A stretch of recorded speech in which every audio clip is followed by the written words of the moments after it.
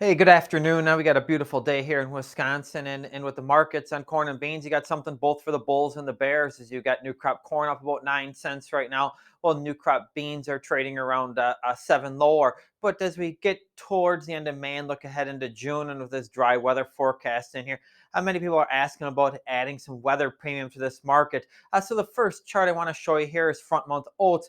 And where that red line is on here, that's from where prices were at the end of 2020. So you can see right now at the end of 2020, we had oats at 360. Right now, we got front month oats around 323. To us, that shows us that oats has value. And if you want to look at weather, it's dry up in the Canadian prairie.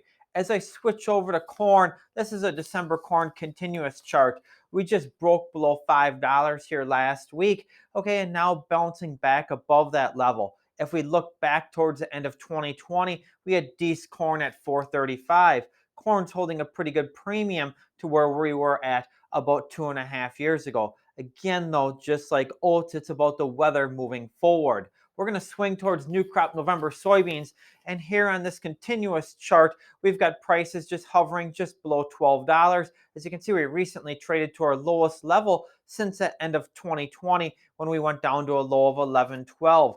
Beans have got hit up more than the other markets, and we see the big reason why is the specs had a net long position in beans to liquidate while they were short corn and wheat both.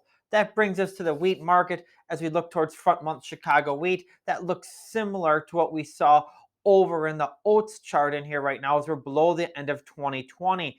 The big reason for Chicago wheat on taking that break in here is you got specs with a massive net short position in the market. So as we transition to weather, what do we look at doing? And I think the thing we got to keep in mind is weather can be both bullish and bearish. Hot, dry can be bullish. Moderate temps with some precip is a little bit more negative the market. Now, if you're looking at trying to buy something, okay, or own some calls in the market, how we like taking a look at things is comparing markets, comparing costs, and then whether if we want to look over at futures or options.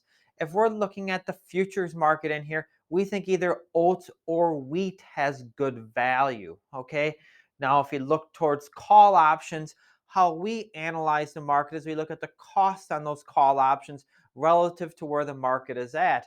Right now, a $13 bean call is about a little more than $1 out of the money, and that costs 25 cents. A $6 corn call is about 85 cents out of the money, and it'll run around 14 cents for that money spent. Would you really rather own one soybean call with weather issues or two corn calls? It's about where you'd want to budget dollars and what you're comfortable with. Keep in mind as we move ahead, and we've got to stress this, as this volatility is going to be extremely, extremely high. Okay. And it's going to swing both ways. We need to be prepared.